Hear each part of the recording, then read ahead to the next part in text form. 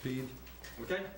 Well, we was talking about the why the word union can create sense tension or people tense up, or you can just tell when the word union comes out, the emotions in a person's face. You can see on how they feel. And the reason that is, I've thought a lot about it doing the organizing that I've done lately, is the media controls so much of the image of the word union. You never see, all you see in the media is the strikes, the violence, the bad things about union. You don't see the day-to-day victories that affect people, individual people. You don't see the victories, the arbitrations won, the grievances won, the jobs awarded, the back pay awarded, the victories that's won day to day that affects everybody's lives, and the quality of their lives every day. All you see is that the big strike word, union, strike, union. You don't see union victory. You don't ever see those words together in the media of this country. And it's because the corporations, as individuals, we don't get ads in the paper. We don't buy ads, do we? Do we do anything in the paper other than buy paper? The corporations are the Chamber of Commerce. They control the Chamber of Commerce. They pay for the ads in the newspapers and the TV. So therefore, their image that they want to portray of union comes out. Yes, but it seems to me that your families have done the same thing. You mean prior to the... Yeah, because when we were starting with this investigation of the 34th strike, we'd go into a town, we'd have people's names that we'd gotten from the archives who had been blacklisted, and we'd go to them, and very often say, "How'd you get my name?" Right. Or, "I didn't know." They'd almost want to deny it, and then, "Oh yes, there's my name." And we found that their sons and daughters knew nothing about it. Now, why has that happened? George, I believe a part of that would come from the fact that, see, in that 1934 strike, you talked about those people being ashamed of working in the union. They were. And maybe it's something they want to forget. And I know we had that experience in my own family there. While the Cherokee strike was going on, my picture was in the paper, and they were talking about what a radical and communist and all that sort of stuff that I was. My sister at the glove factory lost her job over that. So maybe it's something they want to forget. Well, there I said again, when I said earlier tradition, what I meant by that was that there's traditions that are good and they're bad. One of them is the tradition of fear. Right. If you're afraid of it and you're my grandmother, then I'm going to be afraid of it because you made me afraid of it. You've given me that fear. They don't want to talk about it because they want to forget it, but it's also because why burden the generations before with these happenings? I remember asking my grandmother about her work, and she wouldn't talk even about what kind of work she did because she worked in a cotton mill. The unionizing, the experiences they had with it. When I started working, I was told you don't want to go to work in a union plant. You'll never get a job anywhere else. It wasn't what they knew; it's what they had been told. Therefore, taking as fact. That's beliefs, and of course, it's hard once you believe in something. It's hard for another person to come in and change your beliefs. Well, I think that's a good point. The other thing is, people are not stupid. It is a real threat even today. When I was working as a manager at Milliken, that we had 2 times a year where lawyers from a union-busting firm, Thompson, Mann & Hudson, would come in, interview all the frontline supervisors, as well as selected people from the floor. And they would come in and basically, in a nutshell, what they were trying to do is to identify potential union organizing issues. Like if people had a frustration with the canteen or with the bathrooms or whatever, they wanted to identify that and try to address it and take away organizing issues. But as part of that instruction was, we were supposed to go to the personnel manager if anybody made a joke about union, if anybody mentioned the word union, then our job as supervisors was to go immediately to the person, not confront anybody, not whatever, go immediately to the personnel manager and say, so-and-so made I heard a joke in the canteen, and so-and-so, made a joke about the union. George, I could talk a long time about this, but you raised the question of why is it that people are afraid. Now, I've tried to analyze it because in the work that I did in trying to organize textile workers in the South for as many years as I did, I was trying to find the key to you're always looking for that key. How do you do it? You're always looking for it. and you run into this fear business. We have seen where we've gone into a town where there have been difficulty, where there have been changes in workload, the changes in machinery. Everybody wanted the union. We sign up 80% of them. We file a petition for an election, and then begins the play that we have in this country where the laws are not any good, where people are beaten down, where the whole power structure of the community. Let's take Columbus. Columbus was owned, run, operated by the textile barons, as I call them. Swift, Bibbs, Eagle, the whole crew. Right across the river, Phoenix, right up the road, in LaGrange, the Callaways, they own the community. They own the newspapers. Today, the very same thing. If you live in Atlanta like I do, all day long there's a character named Neil Borch who has never said one clear word on the radio about unions. The unions, we may have needed them in days gone by, but the day's gone. Then when we have something like we had the fire over in South Carolina where they burned up all those people, where they closed the doors on them, not because of the union, but because they didn't want them stealing chickens, to remind us of the Triangle Shirtwaist Fire in 1912 that the garment workers had that killed hundreds of gals, because they had the doors closed to keep the union out. When a union comes into the community, it means that they want to change. Right. What do they want to change? That's it. The power structure. Exactly. Where was the power structure? In the owners of the mills, in the business people that run it, in the Chamber of Commerce. Anytime we've had any legislation in Congress, any legislation in the state, that you had to try to make things better for the workers, who opposed it? Chamber of Commerce, Chamber of Commerce. power construction, textile manufacturers, Forbes. When we tried to get, in the state of Georgia, when we tried to change the unemployment compensation laws, the workman's compensation laws, any of them, when the committees met, we didn't know when they met. Forbes knew. He was the lobbyist for the textile manufacturer. The power structure did. When the union comes in, we're taking power away. We're shifting it. Who are we shifting it to? We're shifting it to the people. You talk about a true democracy. Unions. That's it. Not an oligarchy. Not controlled by it. And that's what the trouble is. I can remember when I couldn't come into Columbus. If they knew that Joe Jacobs was in Columbus, they ran him out. You talk about fear. We had a strike in 34, correct? We lost the strike substantially because the feudal barons double-crossed Roosevelt. They set up a Wynant board that they were supposed to work the thing out. They promised him they would not discriminate against our people. They discriminated against them. Oh, no, they didn't say that they discriminated. No. Excuse me. The reason they would not hire somebody who was on a strike who Cannon wouldn't hire back, or Bibb wouldn't hire back. Let's talk about Columbus. Bibb wouldn't hire back. They wouldn't hire them over at Callaway's mill, not because of the strike. Not at all. No. What they did when they applied at Callaway, they checked with Bibb. Bibb said, oh God, he was on a picket line. Right. They would say to the worker who applied, the reason we're not going to hire you is because we know you just working here for a while until Bibb calls you back. When he calls you back, you're going to leave us, and we don't want to get messed up in that business, so we ain't going to hire you. That was the reason. The union run off? The union didn't run off. Over a year after the strike was over, over a year, we had what was left of a local in LaGrange with a man named George Henry, who was the secretary, and the Estes was his father-in-law. From the company at Callaway Mills, they took him out of his house at night, took him down a road, beat him up, and told him to leave town.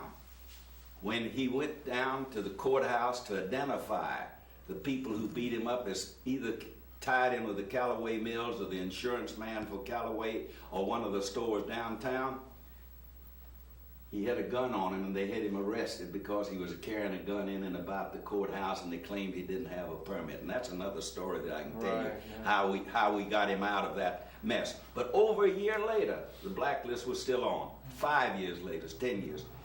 And it became like a legend. A lot of people who had nothing to do with the strike, who scabbed and broke the strike, later on would tell you, about the hardships that they endured in the strike and about how that people got messed up. They didn't have anything to do with it, but it was part of the legend. And the legend and the propaganda that was being put out was what? Unions are bad. They didn't call us communists and socialists, radicals. What used to make me mad when I went into Alabama, and that's where I lived most of my young life until I went off to college, I was the outsider. Yeah. Here comes somebody from Northeast opening up the mill down in the South. He all of a sudden becomes the local man, Chamber of Commerce leader, all this other business. We got the same thing going on now. The big corporations, they bring people in from all over the world. Bring them into Atlanta. Next thing I know, they're board of directors of the Southern Bell. They're on the Chamber of Commerce. They're on the what do they call it? Central Atlanta Progress Committee and all this other baloney. I'm the outsider. That's what gets me. I've worked on campaigns in my own hometown in Martinsville, Virginia.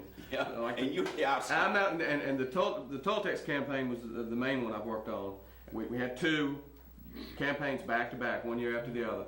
And here I am, having lived there all my life, going and talking union to these people, what I believe that they need to do to make it better on themselves.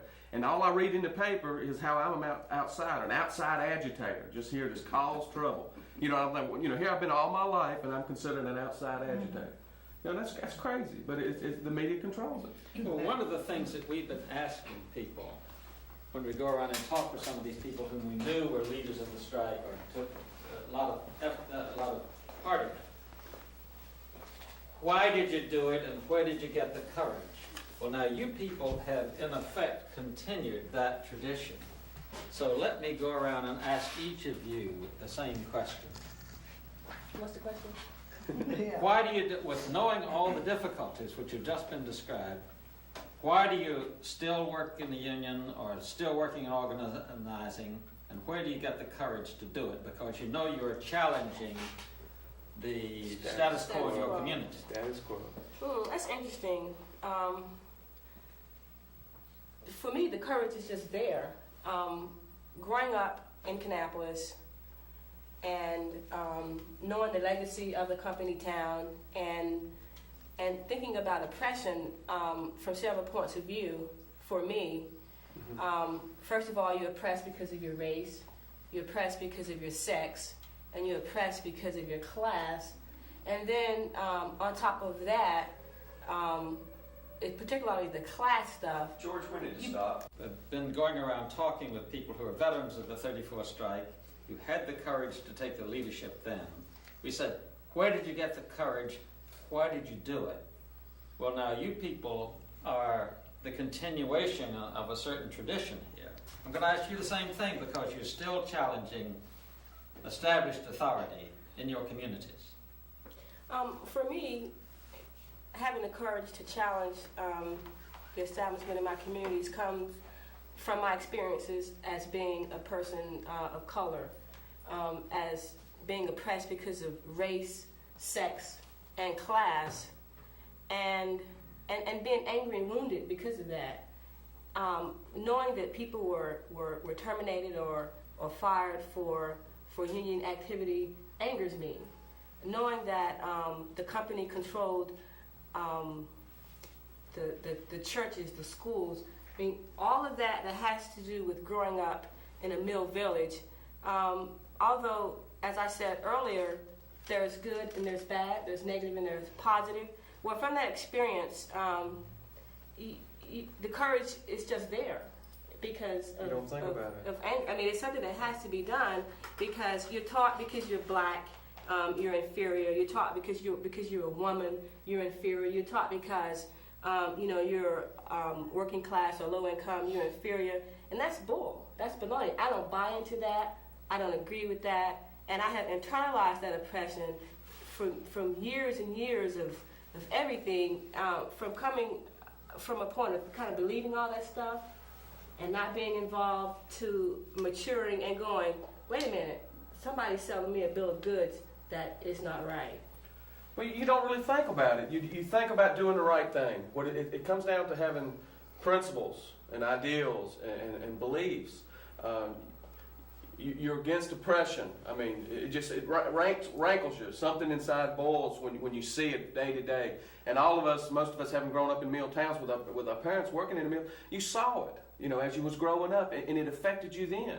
But to try to put in terms where you get the courage, I mean, it goes back. You just don't think about it. You're trying to do what you think is the right thing, which is challenge. If it's challenging the status quo or whatever it might be, that's what you do. Well, for me, it was just a matter of being fed up. I started working in mills that were non-union, and it was just an outrage to see people that worked beside me or somewhere down the job being mistreated. Yeah. And when you say something to the supervisor, it's like, if you don't like it, first of all, it's none of your business. But if you don't like it, you can hit the door and find another job. Yeah. And I was labeled as a troublemaker because, I'd go into the office and holler at the supervisor about things that I saw weren't right. And in the non-union plant, there was nothing that I could do about it except for to leave.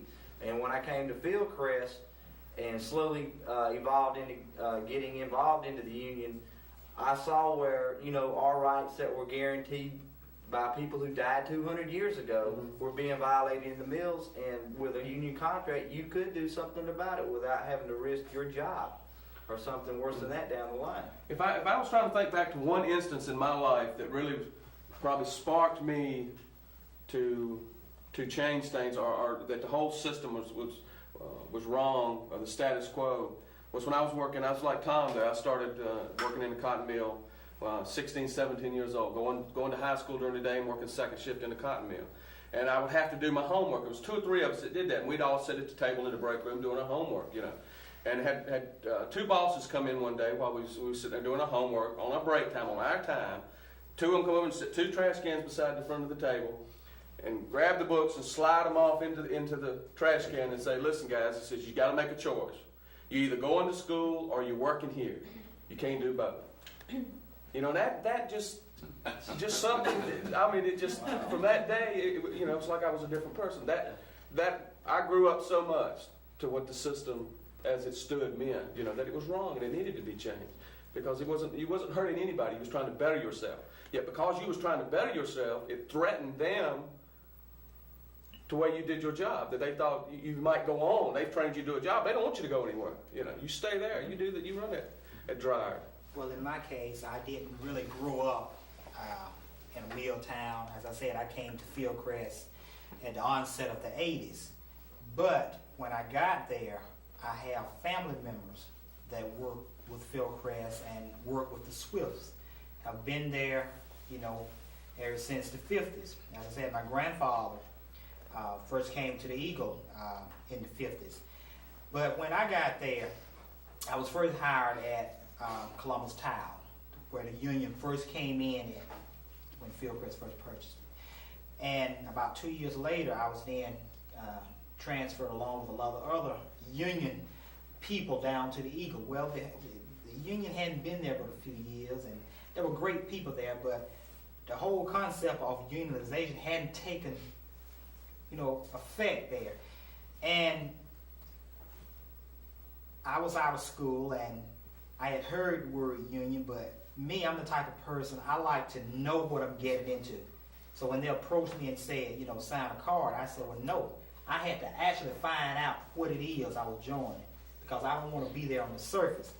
And then I saw the attitude that the supervisors was taking, because I was considered a troublemaker. They first attacked me in the way that I spoke. Well, this guy right here don't speak like the rest of the people. He's trouble. And it got to the point where I confronted my superintendent, and he made a statement. I just kindly, politely turned it around, and he made this statement at me. He didn't turn all red. He said, "You come in here shooting all words like some big New York lawyer, Well, Roosevelt Broadnax, who is a great union friend of mine, heard about this. And he said, "Earl, you have the makings of a great leader." He said, "This is what we really need down here." Because that's when I began to study. I learned in school about the textile movement, but it wasn't what we know now. I'm sure that textile company control what goes in textbooks. And I began to see differently. And then I received an injury there. at the Eagle, and they showed me exactly what they thought of me. Mhm. And that was the driving force then. It was that final nail that said, "Earl, this is what you're going to do." And from that point on, I said that no matter where I go, I will always talk about the union, what the union means, and even try to introduce ideas of change. You know, in the 90s, well, the late 80s, 90s, we see corporate takeover mergers, and the whole strategy of dealing with companies, you know, the old way is no longer effective. You got to grow and change with the time. I think Philip Randolph spoke about that, you know. There's no struggle without, no change without struggle. And that's what this union is all about change. And like I said, that's the driving force for me to just jump in and contribute all that I can. Tom, I want you to start off by saying that you came off the night shift. Get over here, and then tell me why you were got involved. My name's Tom Michael from Old Block, Alabama. I just got off work from the night shift, and I guess I've never really been afraid of management or anything like that, but I've been involved with unions, you know, for a long, long time, but I never really got active in it until recently. And what really gave me the courage not to worry about it is actually getting fired. And I found out that I wasn't alone. I had a whole bunch of people behind me, so why should I be afraid with all these people, you know, on my side? You talk about union people who Union people. supported you? Yeah. Right. Because You it know, I got my job gives you a back. different perspective, doesn't it, when you realize You're not alone. you're Why not be alone. afraid? You know, that's what union means, you're not alone. And you don't have to walk in that open door by yourself. That's right. And have them tell you that if you don't like it, hit the bricks. And it made me see that management's the same level as me, you know. You know, they can't do nothing to me. Worst they can do is fire me. They try that, you know, it didn't work. You know, though, even though we are oppressed, be it sexual or racial or whatever, there is a method whereby we can rise above that. And through organizing that I've done, I see, you know, how fearful the people are of unions. And even when I go in to help organize, even if we don't win that campaign, if you can teach the people about unions and learn them not to be so fearful of a union, and it really helped the community. When we tried to organize Columbus Towels here in Columbus, and the community was against us, you know, and at least we got over to a lot of people what a union is about. You know, it's not about all these bad things that had been taught to them for so many years. And that's what the people in the South are afraid of the union, because basically they're just taught all the bad stuff about a union. And if we can go in and teach them some of the good parts, even if we don't win, it will be good for the union. George, let me just add there. In my early organizing days with the AFL, naturally we lost more elections, I guess, than we won at that time. But I can remember going to a convention one time, and this little sentence has always stuck in my mind. When President Bill Green, he was president of the AFL at that time, he said, "No organizing effort is ever lost." That's it. There'll be one person, it might just be one person in there, but it will stick. That's right. With some of them. And we've had examples of that in Knoxville in organizing a shirt factory. We tried it there, and we didn't get anywhere. Right. Eventually we did, because there were two people in that big shirt factory that had learned something from that organizing effort. And when things got too bad for them in the plant there, then they came back to the union. So an organizing effort, I agree with President Green. No organizing effort is ever really wasted. So you two especially, I mean, you organized and were union people long before we were ever even thought of. I mean, you know, we weren't here. You're part of this history, you know, like a family. And most of us here, we're going on to another chapter. It's the same story. It's the same message. Right. You know, that you have to stand for something. You know, and that means standing together. That union is a good word. It means never being alone, as Tom put it a while ago. That's it means good. always having somebody standing. It's the same story, you know. But you're part of the early history. I mean, we see the fear that people have now, And in your day, the threat of being persecuted because you were union wasn't as hidden or as subtle as it is now. I mean, you were just, the companies then would just flat out, you're a union person, get out of here. Right. Now it's different. It's the same thing, but it's different. They got to pick out something else. Like you said, they had to put it on something else. They do the same thing now. It's like in my case, I've just been, in the last couple of months, I've been fired for my union activity at Fieldcrest County. It's something you live with day to day. You know it can happen, but you can't stop. And it's just like you didn't stop. You haven't stopped yet, right? Mm-hmm. Well, that's the reason why that I can take issue with you when you say we were part of that history. Mm-hmm. I regard myself as part of the Yes, I didn't mean history right now. I know you did. Yeah. But let me digress just a little bit and bring it up to date. Right. See, most of you acquired your trade unionism at some stage in your life. I was born into it. Right. That's it. My father migrated to this country from Poland. He was part of the Jewish Revolutionary Socialist Party there, who did part of the revolution against the Tsar at the turn of the century. Migrated here just after the turn of the century. He was a trade unionist when he got here. He believed in it. Right. Part of the problem we have in the South is people don't believe in it. Yeah. I've always likened belonging to a union like being a missionary. If you believe and you have a belief, you spread that belief, other people will catch it. Part of our trouble is this myth that's being built up. Join a union, just like these lawyers that come up there to the Milliken people. Tell us who it is that cracks a joke about the union. How do you keep a union out of the plant? If there's a union, we can't give you any more with a union or without a union because we got to make a profit. If you strike, you will lose your job. And that's right. Under the stinking laws that we have that get worse under the Republican regimes, you have less chance now under the law of winning. Exactly. When I talk to people about joining unions now, I tell them we can't guarantee anything. You want to take a chance with us? If you believe, good. You don't take the chance. Don't later on say that I caused you to lose your job, because you may lose it. We cannot tell you we can protect it. There was a day when the labor board was supposed to have done it. If you believe that you have that right as an American, That's it. to become president, then you have the right to do anything that you want as a citizen. That means that if you don't like your job, you can complain about it. You can join a union if you want. But if you're by yourself, well, what's the old story we used to use in our talks? You're like a stalk of bananas. If you leave the bunch, you're going to get skinned. That's exactly what it is. If you're in a union, you're all together.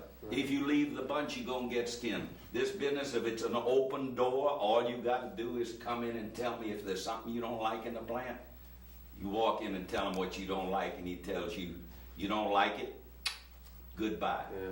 But our people in the South particularly, the thing that bothers me in all of the life that I've spent in the trade union movement is that they believe in it today, and tomorrow they are scared of the job, or they're scared of the family, or they're scared they're going to be laid off. Nothing has been won without sacrifice.